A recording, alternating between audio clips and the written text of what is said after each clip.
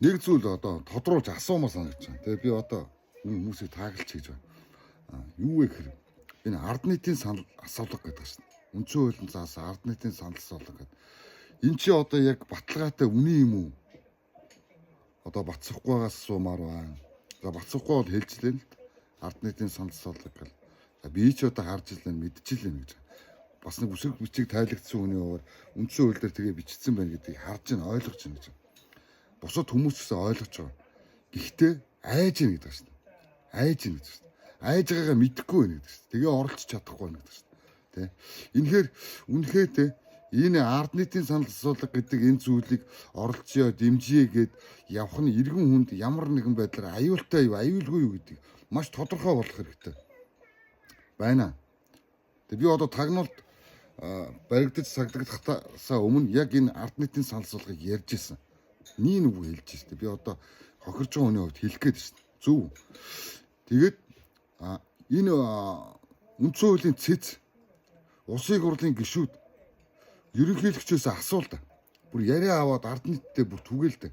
Энэ ард нийтийн санал асуулгад оролцох нь үүнийг дэмжих нь иргэн хүмүүст ямар нэгэн байдлаар аюултай юу, аюулгүй юу гэдэг байдлаар тэр хүмүүсийн энэ төрийн эрхийг барьж байгаа хүмүүсээс асуулт.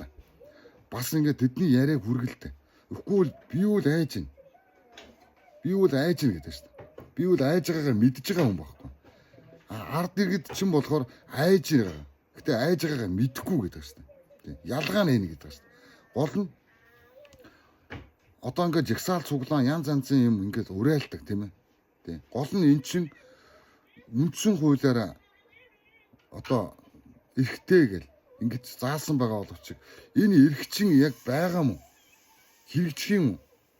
Иргэн хүнд аюултай юм биш үстэй. Уу аюултайг нь мэдчихээн гэж би. Аюултайг нь мэдээд хохироод явж байгаа хүний хувьд хэлээд шүү дээ. Тэ. Монголд ямар эрх нь хэрэгждэг юм? Хүний эрхийн баталгаатай эдлэг 16 эрх 18 жилийн эрх байгаа шүү дээ. Үндсэн хуулинд. Гэхдээ тэгээ энэ эрхүүд чинь аль нь хэрэгжээд аль нь хэрэгждэг юм бэ? Тэ. Энийг бүр баталгаатай болох хэрэгтэй байхгүй. Баталгаатай гэдэг шүү дээ. Тэ. Энэ агаараар амьсгалахдаа асуулгүйгээр амьсгалдаг шиг яг ийм баталгаатай байж чадах уу? Нэг л баталгаа гэдэг шүү дээ. Тэгээ энэ эрх баригчид чинь үндсэндээ энэ ард иргэдэд ийм боломжийг өгөх юм. Өгөх юм. Одоо уриалаад байгаа хүмүүс маш олон байж байна. Би мэдчихээн гэдэг шүү дээ. Мэдчихээн гэдэг шүү дээ. Та нар мэдчихэж байна. Би мэдчихээн гэдэг шүү дээ. Гэхдээ ард иргэд чинь мэдэхгүй байна гэдэг шүү дээ. Энд чинь аимшигтэй гэдэг шүү дээ. Тэ? Нэг өрхийн, нэг иргэний хувийн амьдралд яаж нөлөөлдгийг та нар мэдхгүй гэж байна. Мэдэхгүй гэж байна. Тэгвэл би мэдчихээн гэж байна. Энэ эрх баригчдаас асуулт. Ард нийтийн санал асуулга явуулах нь зөв юм уу, буруу юм уу? Тэдний яриаг энэ цахим орчинд одоо явуул л да. Тэр олон нийтийн телевизүүдээр асуулга л да. Зөв юм уу? Ард нийтийн санал асуулга зөв юм уу гэдэг. Тэ.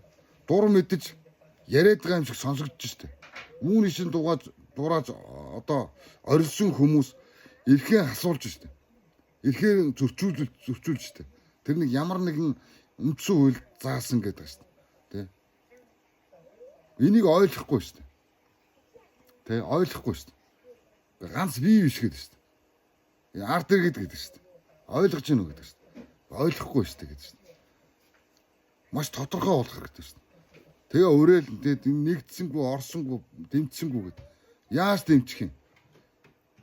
Яаж дэмжих юм? Үндсэн хууль бичээтэй байгаа заалтууд чинь зөрчигдөөд байна гэдэг штэ. Тэр чинь хэрэгждэггүй гэдэг штэ. Тэгэхээр чи айж штэ. Айж ин гэдэг штэ. Гэхдээ айснаа мэдэхгүй гэдэг штэ. Би мэдэхгүй гэдэг штэ. Би асууж байгаа юм биш гэдэг штэ. Энэ ард иргэд асууж байгаа гэдэг штэ. Ойлгож гэнэ үү гэдэг штэ.